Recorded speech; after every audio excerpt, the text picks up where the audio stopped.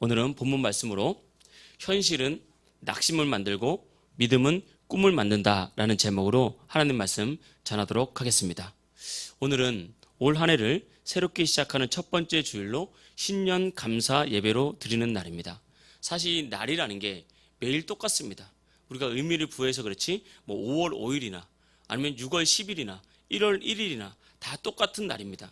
그런데 우리의 인생이 달라지고 또 우리의 인생이 더 성장하고 우리 인생이 하나님의 축복으로 들어가기 위해서는 2024년도를 하나님께서 다시 새롭게 주셨다고 믿는 믿음이 우리에게 필요합니다. 그래서 2024년도를 위해서 기도하고 새로운 계획을 세우고 새롭게 도전하려고 하는 그런 마음이 있으면 그 믿음대로 반드시 올 한 해가 우리 삶에 크게 성공하고 성장하고 번성하는 그런 한 해가 될 줄 믿습니다. 하나님은 아브라함의 인생에 그 인생을 새롭게 만들기 위해서 하나님은 계획하셨습니다. 그리고 하나님의 뜻을 아브라함을 통해서 이루기 위해서 하나님은 계획하셨습니다. 그래서 아브라함이 살고 있는 이 갈대아 우르에서 하나님은 아브라함을 부르셨습니다. 아브라함에게 말씀하셨습니다. 네가 의지하고 있고 네가 믿고 있고 네가 살았던 친척과 아버지의 집을 떠나라. 그렇게 말씀하셨어요. 거기서 건져내고 거기서 떠나라고 말씀을 하셨습니다. 그리고 이어서 아브라함에게 축복의 말씀을 주셨습니다. 내가 너로 큰 민족을 이루게 할 것이다. 그리고 내 이름을 창대하게 할 것이다. 그리고 아브라함 너를 복의 근원으로 내가 만들어 줄 것이다. 라고 복을 주셨습니다. 그래서 하나님은 이 계획을 위해서 아브라함을 부르시고 가나안 땅까지 인도를 하셨습니다. 이것이 바로 우리를 향한 하나님의 뜻입니다. 하나님께서 우리를 복주시기 위해서 그리고 하나님은 우리의 이름을 창대하게 하기 위해서 우리를 통해서 정말 영원히 구원돼서 우리가 많은 민족에 어떤 복을 끼치는 사람으로 우리를 풍성한 교회로 부르셨고 예수님 앞으로 부르셨고 주님께 쓰임받도록 주님께서 우리를 그렇게 계획하셨다는 것입니다. 그래서 하나님은 항상 우리를 복주시기 위해서 우리에게 새로운 시작을 말씀 안에서 알려주신다는 것입니다. 그래서 말씀을 받고 말씀의 감동을 얻는 것은 하나님께서 새로운 시작을 위해서 새로운 축복을 위해서 우리에게 말씀을 주시는 거예요. 그래서 아브라함처럼 오늘 말씀대로 내가 의지했던 것 다시 한번 내려놓고 또 지나갔던 작년의 모든 일들을 다 십자가 앞에 내려놓고 오직 주님의 말씀 따라서 성령의 감동 따라서 아브라함처럼 우리가 따라가면 반드시 우리의 인생이 열리고 하나님의 축복 가운데 우리 삶이 열리는 하나님의 은혜가 있을 줄 믿습니다. 아브라함은 하나님의 말씀을 듣고 순종해서 이제 하나둘 다 내려놓고 말씀을 따라서 하나님께서 예비하신 가나안 땅으로 출발하고 도착을 했습니다. 그리고 말씀처럼 아브라함은 가나안 땅에서 큰 복을 얻게 되었습니다. 그런데 아브라함이 고향을 떠나면서 조카 롯을 데리고 갔습니다. 왜 조카 롯을 데리고 갔는지 우리가 살펴보면 자세한 건 없지만 이 아브라함은 형제가 3명이 있었어요. 아브라함의 형제가 3명이 있었는데 그 중에 막내 동생이 아브라함이 큰아들이고 막내가 하란이라는 동생이 있었습니다. 근데 하란이 결혼을 해서 자식을 낳았는데 그 자식이 롯이에요. 그런데 이 하란이 일찍 죽어버립니다. 그래서 이 롯이 고아가 된 거예요. 그래서 아브라함이 본토 친척 고향을 떠날 때 이 롯이 고아로 있으니까 그냥 둘 수가 없는 거예요. 그래서 내 자식처럼 생각해서 롯을 데리고 떠난 겁니다. 그래서 내 자식처럼 롯을 사랑했고 롯을 아꼈고 롯을 믿음으로 잘 키워보려고 정말 아브라함은 무진 애를 쓰면서 같이 복받기를 원했습니다. 그래서 롯이 이제 아브라함을 따라와서 가나안 땅에 같이 도착했을 때 하나님께서 복을 주시는데 아브라함만 복을 주신 것이 아니라 롯도 아브라함께 큰 복을 받게 하셨습니다. 그런데 문제가 생겼죠. 이 롯이 복을 받다 보니까 욕심이 생긴 거예요. 현실에서 하나님께 감사하지 못하고 더 큰 복을 누릴 수 있는 그런 땅을 소돔과 고모라 땅이라는 땅을 바라보기 시작한 겁니다. 그러면서 아브라함에게 큰아버지죠. 나 저 소돔과 고모라 땅 가겠습니다. 그러니까 큰아버지 떠나겠습니다. 이제 내 뜻대로 한번 살아보겠습니다. 라고 아브라함을 떠나겠다는 거예요. 근데 어떻게 잡을 수가 없잖아요. 그래서 아브라함은 이 롯을 자신의 성공으로 해서 떠나 보냈습니다. 그때 아브라함의 마음은 정말 허전했고 공허했고 정말 상처와 실망으로 그 마음이 주저앉아 버린 그런 상태가 되었습니다. 내가 이 롯을 어떻게 키웠는데 내 자식은 아니지만 내 자식처럼 사랑하고 키우고 세우고 또 여기까지 안겨 왔는데 이제는 좀 커서 나를 떠나는구나. 그러면서 마음이 섭섭하고 상처와 실망이 가득했을 때 그때 하나님께서 다시 아브라함에게 나타나셨습니다. 그래서 항상 하나님은 우리에게 새로운 시작을 알리기 위해서 우리에게 나타나셔서 말씀을 주시는데 하나님께서 아브라함에게 나타나셔서 다시 한번 절망에서 일어나게 만드셨고 아브라함에게 꿈을 주셨고 그 말씀을 이루는 사건이 오늘 성경 본문에 나오는 성경의 내용입니다. 그래서 오늘 본문을 통해서 드리고 싶은 첫 번째 말씀은 오늘 제목처럼 현실은 낙심하게 만들고 믿음은 꿈을 만든다는 것입니다. 믿음은 두 가지로 정의해 볼 수 있는데 첫째는 관계 속에서의 믿음은 하나님을 철저히 신뢰하는 것이 믿음입니다. 그러니까 하나님을 철저히 신뢰하기 때문에 하나님이 무슨 말씀을 하시던 어떤 길로 인도하시던 그걸 그냥 신뢰하고 따라가는 것, 이게 첫 번째 관계에서의 믿음입니다. 두 번째 믿음은 말씀 안에서의 믿음이 있는데 그 믿음은 뭐냐면 아직 성취되지 않았지만 성취되었다고 믿는 거예요. 하나님이 말씀을 주실 때 그 말씀이 성취가 되지는 않았어요. 이루어지지는 않았어요. 근데 믿음의 세계 안에서 그 말씀이 반드시 이미 이루어졌다는 것을 보는 것, 그것이 바로 믿음입니다. 그래서 히브리서 11장 1절은 이렇게 말했습니다. 믿음은 바라는 것들의 실상이요 보이지 않는 것들의 증거다. 그러니까 믿음을 가지고 있으면 우리가 원하는 것, 아직 이루어지지 않았지만 그것이 이루어진 증거를 얻게 되는 것이고 우리가 바라는 것, 그것이 아직 이루어지지 않았지만 그 바라는 것이 실상이 된 것을 보는 눈이 바로 믿음이라는 거예요. 그래서 하나님은 우리의 믿음에 따라 역사하시고 우리 사람이 믿는 만큼 이룰 수 있는 것입니다. 그래서 믿음 안에서 우리가 믿음의 눈으로 본다는 것은 너무 중요한 거죠. 하나님께서 우리에게 복을 주셨습니다. 그런데 내가 믿음 안에서 복을 보지 못하면 복을 이룰 수가 없습니다. 하나님은 하나님의 자녀들에게 건강을 주셨습니다. 근데 내가 믿음 안에서 건강을 바라보지 못하면 절대 질병을 이길 수 없습니다. 믿음 안에서 하나님은 우리에게 번성과 행복을 주셨습니다. 그런데 믿음 안에서 우리가 번성과 행복을 보지 못하면 절대 우리가 번성을 이룰 수가 없습니다. 지금은 시대가 여러 가지 환경 때문에 아이들을 잘 가지려고 하지도 않지만 아이들을 가지려고 해도 임신이 잘 안 되는 시대에 살아가고 있습니다. 그래서 임신 전문 병원 이런 데 가보면 사람들이 정말 많다고 그러더라고요. 젊은 사람부터 시작해서 또 나이가 꽉 찬 사람, 이제 마지막 임신할 수 있다고 하는 사람까지 사람이 많습니다. 그래서 치료를 받습니다. 그리고 우리가 잘 아는 인공수정이라든지 여러 가지 시술을 합니다. 그리고 우리가 꼭 기억해야 될 것은 성경을 보면 하나님은 태의 문을 여시는 분이라고 했어요. 우리가 정말 믿음 안에서 태의 문을 열기 위해서는 믿음으로 나의 태가 열리는 것을 보면 반드시 맡겼던 태가 열립니다. 아브라함도 그랬고 성경에 보면 한나도 그랬고 항상 믿음의 사람들에게 하나님은 믿음으로 볼 때 열어주시는 축복과 은혜를 주시는 것입니다. 그래서 여러분, 하나님께서 아브라함을 절망 중에 일으키시면서 제일 먼저 하신 말씀이 뭐냐면 네가 힘들고 실망했고 상처를 받았다고 눈을 깔고 땅을 보지 말라. 다시 말하면 현실을 보지 말라는 거예요. 이 땅에 살아가는 현실을 보면 결국은 낙심하게 된다. 그러니까 현실에서 눈을 떼고 눈을 들어서 동서남북을 바라보라. 다시 말하면 하나님을 바라보고 하나님 주실 땅을 바라보라. 그렇게 말하고 있습니다. 그래서 아브라함은 정말 땅에서 눈을 떼고 현실에서 눈을 떼고 동서남북을 바라봤을 때 그 안에 낙심이 떠나가고 새로운 꿈이 생겼습니다. 그리고 하나님 말씀하셨습니다. 네가 바라본 것으로만 머무르지 말고 그 땅을 직접 가서 밟아봐라. 네가 밟는 곳마다 너에게 주겠다. 하나님께서는 우리에게 그렇게, 아브라함에게 그렇게 말씀하셨습니다. 그래서 말씀을 근거로 보면 우리가 믿음으로 볼 수 있는 것, 그리고 믿음으로 밟을 수 있는 것, 그것만 내 것이 됩니다. 그래서 여러분, 하나님께서는 믿음 안에서 우리가 욕심을 부리라는 게 아니라 여러분 꿈을 크게 갖기를 원하십니다. 내가 하나님 안에서 꿈을 가지고 그 꿈을 믿음 안에서 바라보고 그 꿈을 받는다는 것은 그 꿈을 이루기 위해서 주님 안에서 믿음 안에서 도전하고 믿음에서 걸어보고 믿음 안에서 성실하게 살아가기를 주님께서 원하십니다. 그래서 이루시는 분은 주님이신데 주님께서 바라보게 하셨다면, 주님께서 말씀하셔서 내가 믿음으로 밟았다면 그 땅은 반드시 내 것이 될 것입니다. 그 축복은 반드시 내 것이 될 줄로 믿습니다. 그런데 사람이 왜 낙심합니까? 현실을 보니까 낙심이 되는 것입니다. 그래서 현실은 보면 볼수록 고민되고요. 현실은 계산하면 계산할수록 힘들고 현실은 볼수록 낙심되고 답이 나오지 않는 거예요. 그래서 복음성가 중에서도 이런 복음성가가 있습니다. 사람을 보며 세상을 보니 만족함이 없었네. 여러분, 사람을 보고 세상을 보면 만족함이 없습니다. 오히려 실망이 찾아오고 상처가 찾아오고 절망되는 거예요. 그런데 성경을 보니까 믿음의 주여 또 온전하게 하시는 이 예수를 바라보자.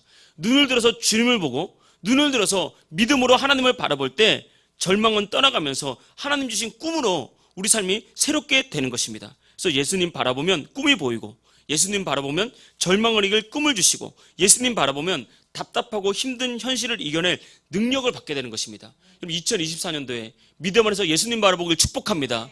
정말 눈을 떼고 여러분 삶에 행하실 축복을 바라보면서 주님 앞에 믿음으로 그것을 바라보길 진심으로 축복합니다. 여러분, 나사로가 죽었습니다. 그래서 예수님이 안타까운 마음으로 나사로의 집에 찾아갔어요. 근데 나사로에게는 누이가 2명이 있었거든요. 한 명은 마리아, 한 명은 마르다. 근데 마르다가 예수님께 왔습니다. 예수님이 여기 있었다면 우리 오라비가 죽지 않았을 텐데 너무너무 마음이 아픕니다. 그때 예수님께서 이 마르다에게 말했습니다. 마르다야, 나사로의 무덤이 어디 있느냐? 그때 마르다가 말했습니다. 예수님, 그런 말씀하지 마십시오. 죽은 지 나흘이나 지나서 이제는 시체가 부패하는 냄새가 나니까 그냥 예수님 위로만 해주십시오. 이런 식으로 말했을 때 예수님께서 마리아에게 뭐라고 말씀하셨습니까? 예수님께서 마리아에게 하신 말씀은 내가 믿으면 하나님의 영광을 보리라 하지 않았느냐. 믿어야 영광을 보는 것입니다. 근데 사람 믿지 못해요. 여러분, 2024년도에 여러분 어떤 기도 제목이 있습니까? 어떤 사람은 기도 제목, 하나님 우리 가정이 행복하기를 원합니다 라고 기도 제목 썼더라고요. 그 기도 제목 좋은 기도 제목이죠. 근데 거기 머물러 있으면 안 돼요. 하나님, 내가 행복하려면, 내가 만약 질병이 있으면 가정이 행복할 수 있습니까? 사람이 깊은 질병이 있으면 가정 행복하고 싶어도 행복할 수 없어요. 그 기도가 먼저가 아니라 하나님, 나의 질병을 고쳐주세요. 건강하게 해주세요. 여러분 삶에 있어서도 여러분이 구체적으로 기도할 때 우리 교회가 은혜롭게 해주세요. 이런 그 기도 좋은 기도예요. 은혜로운 기도예요. 근데 그 기도보다 한 단계 더 나가야 됩니다. 우리 교회가 은혜로운 교회가 되기 위해서 하나님, 내가 성령 충만 받게 해주세요. 내가 기쁨으로 주님 교회를 섬기게 해주세요. 이렇게 기도 제목이 나가야 되는 거예요. 그때 하나님께서 우리가 그게 바로 눈으로 보는 거고 땅으로 밟는 거예요. 근데 우리가 기도 제목을 모르면요, 기도 제목이 커요. 그냥 커. 그냥 나는 잘 살 거야. 어떻게 모르겠는데요. 이렇게 되는 것입니다. 그건 눈으로 바라보는 게 아닙니다. 믿음은 그게 아니란 거예요. 믿음은 그 땅을 밟아야 돼. 밟으려면 밟을 땅이 어딘지가 알아야 되는 거예요. 내 삶에 무엇을 이겨야 되는지, 무엇을 극복해야 되는지 알아야 되는 것입니다. 그래서 신앙적으로 여러분 기도할 것이 있다면 하나님, 2024년도에는 내 예배가 살아나게 해주십시오. 정말 기도를 통해서 기도할 때마다 성령의 감동이 있고, 정말 기도할 때마다 응답이 있고, 기도할 때마다 하나님과의 관계가 깊어지는 기도가 되게 해주십시오. 예배할 때마다 말씀이 들리고, 예배할 때마다 내가 영적인 결단이 생기는 그런 예배 드리게 해주십시오. 그리고 신앙적으로도, 또 삶에도, 여러분 가정에도, 여러분 자녀에게도, 여러분 사업에서도 그런 제목을 구체적으로 적고 기도하기 시작하십시오. 반드시 그 땅을 밟게 될 것이고, 내가 믿음으로 기도하고 믿음으로 바라보고 있다면 하나님께서 응답을 주실 겁니다. 예수님께서 마르다에게 분명히 말했습니다. 내가 믿으면 하나님의 영광을 보리라 하지 아니하였느냐. 여러분, 귀 있는 자는 깨닫게 되기를 축복합니다. 귀 있는 자는 깨닫기를 축복합니다. 믿을 때 하나님 역사하신다는 것 꼭 기억하십시오. 여러분, 2024년도를 시작하면서 하나님 앞에서 여러분 어떤 꿈과 어떤 비전을 가지고 있습니까? 하나님 앞에서 어떤 계획을 세우셨습니까? 어떤 철학자는 이런 말을 했습니다. 계획을 세우지 않는 것은 실패를 계획하는 것이다. 여러분, 사람은 계획을 세운다고 다 이루는 것은 아닙니다. 연약하기 때문에 내가 계획을 세웠다고 그 계획을 다 성취할 수 없어요. 우리 사람이 그렇습니다. 그런데 사람이 비관적으로 빠지면 어떻게 되냐? 어차피 계획을 세워도 이루지도 못하는데 계획을 왜 세울까? 이렇게 되는 거예요. 어둠형이 그 사람 딱 잡고, 사람이 부정적이고 비관적이 되면 딱 그렇습니다. 그리고 과거를 벗어나지 못해요. 어차피 이 질병은 10년, 20년, 30년 됐는데 기도한다고 뭐 되겠어? 계획이 없어요. 그런데 거기에 대해서 그 철학자는 말했습니다. 계획하지 않는 것은 실패를 계획하는 것이다. 다시 꼭 계획을 세우라 이거예요. 여러분 삶에서 어떤 계획을 세우고 있습니까? 여러분, 올 한해 시작하면서 하나님, 나는 올 한해 꼭 성경을 일독하겠습니다. 이런 계획도 있을 수 있고요. 하나님, 내가 올 한해는 정말 기도하는 매일 적어도 10분, 20분, 짧게라도 5분 이상 기도하겠습니다. 이런 기도도 할 수 있고요. 하나님, 올 한해는 우리가 적어도 일주일에 한 번은 가정 예배를 드리겠습니다. 이런 계획을 세울 수도 있고요. 하나님, 정말 예배가 살아야 인생이 살고 영이 산다 그러는데 올 한해 주일 52주 예배를 한 번도 빠지지 않고 예배 드려보겠습니다. 이런 계획을 세울 수도 있다고요. 이런 계획을 세우십시오. 그런 계획을 가져야 체크가 되고 성장을 하죠. 그래서 2024년도를 시작하면서 여러분 꼭 계획을 가지길 주의 이름 축복합니다. 삶에서도 마찬가지죠. 우리의 삶도 계획을 세워야 됩니다. 그런데 왜 믿음 안에서 먼저 계획을 세워야 되냐? 나의 삶은 그러면 필요 없냐? 그게 아니라 성경은 말했습니다. 하나님의 나라와 의를 먼저 구하라. 그러면 나머지는 따라온다. 그러니까 우리가 계획을 세울 때는 항상 믿음 안에서 먼저 계획을 세우십시오. 그리고 성경은 말했습니다. 천국은 침노하는 자의 것이다.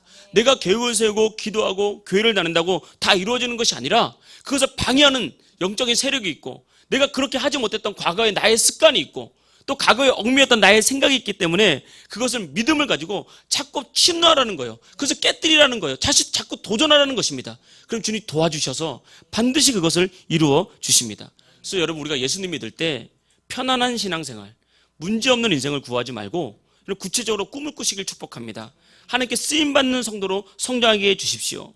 정말 영적인 갈망을 가지고 예배드려서 더 깊은 은혜를 경험하게 해주십시오. 내가 올해는 정말 영혼 구원하기 원합니다. 영혼 구원하고 교회를 세우는 일에 내가 믿음의 선봉에 서서 쓰임받게 해주십시오.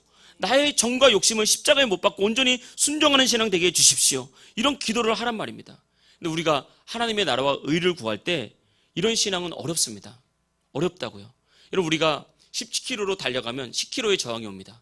근데 20km로 달려가면 20km의 저항이 오고요.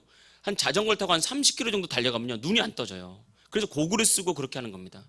왜냐하면 내가 빨리 달리면 날수록 저항이 큰 것처럼 우리가 주님 앞에 믿음으로 나가려고 하면 저항이 더 큰 거예요. 그래서 여러분, 신앙생활을 제대로 하는 사람이 영적인 저항이 크고 영적인 싸움이 큰 법이에요. 나는 왜 예수님 잘 믿는데 나는 왜 시험이 있냐? 이게 아니라 이 말입니다. 왜냐하면 그 사람은 크게 쓰임받을 거기 때문에. 남들이 시속 10km 갈 때 나는 시속 100km 가기 때문에 영적인 저항이 있는 거예요. 영적인 저항이 있다는 것은 내가 주님 앞에 쓰임받고 있다는 증거고, 영적인 저항이 있다는 것은 내가 그만큼 성장하고 있다는 증거고, 내가 어려움이 있다는 것은 그만큼 내가 주님 앞에 영적인 결단이 있다는 증거가 되는 것입니다. 그러니까 여러분, 영적인 저항이나 때로는 시험거리나 문제가 오더라도 여러분 절망하지 말고, 아하, 내가 지금 주님께 쓰임받고 있구나, 내가 지금 제대로 된 길을 가고 있구나 라고 그렇게 믿고 신앙생활할 수 있기를 진심으로 축복합니다. 그래서 여러분, 내가 주님을 위해서, 복음을 위해서, 교회를 위해서 꿈을 꾸고 순종할 때 아픔이 있다면 여러분, 그 아픔과 눈물 때문에 여러분의 신앙은 더 소중하고 가치 있는 것이 됩니다.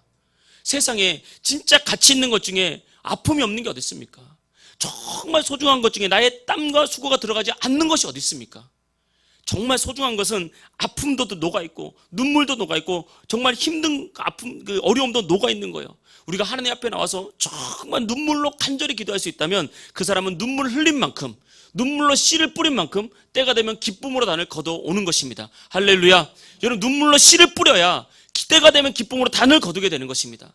바라는 여러분들이 2024년도에는 눈물로 씨를 뿌리고 믿음으로 씨를 뿌려서 하나님 앞에 풍성한 축복과 풍성한 행복과 풍성한 열매를 얻기를 주의 이름으로 축복합니다.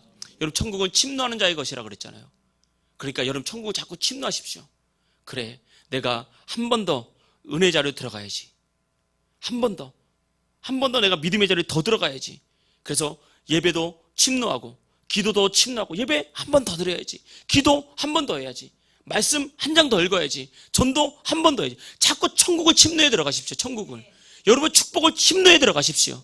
그러면 여러분 삶에 하나님의 놀라운 축복과 은혜가 나타날 줄 믿습니다. 두 번째 마지막 말씀은 예배로 축복을 뚫어버리라는 것입니다. 예배로 축복을 뚫으라. 하수구가 막히면 물이 내려가지 않습니다. 근데 물만 안 내려가면 좋은데 하수구가 막혀서 물을 부으면 물이 막 차오르면서 그 안에 쌓여있던 각종 더러운 찌꺼기들이 막 올라오고 넘쳐서 냄새나고 온 집안이 더럽게 되죠. 그러니까 하수구가 막히는 것만큼 이렇게 힘든 게 없는 거죠. 그때 우리는 할 수 없지만 기술자들이 와서 그 하수구를 뻥 뚫어버리면요, 물이 쫙 내려가면서 찌꺼기 쫙 빠지면 마음이 시원하고 깨끗해지지 않습니까?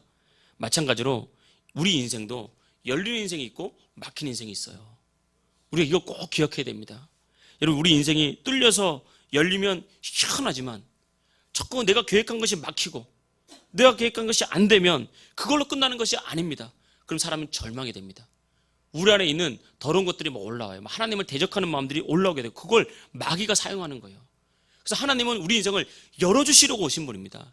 그 질병으로 막힌 인생을 뚫고 건강을 주시기 오신 분이고, 가난으로 막힌 인생을 그 가난을 뚫어버리고 형통을 주시기 오셨고, 우리 안에 불행을 뚫어버리고 행복을 주시려고 오셨다 이 말입니다.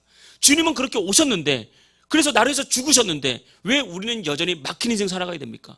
왜 질병 때문에 아파하고 힘들어하고 꿈꾸지 못하는 인생을 살아가야 되고, 왜 자꾸 가난 때문에, 내가 지금 빚 때문에 눌려서 그런 인생을 살아가야 되고, 내 인생이 막혀서 답답하면서 가슴 답답해가지고 왜 하나님만은 다 안 될까? 왜 이런 생각을 하고 살아갑니까? 주님 나를 위해서 죽으셨는데, 새로운 삶을 여셨는데, 그건 주님의 뜻이 아닙니다.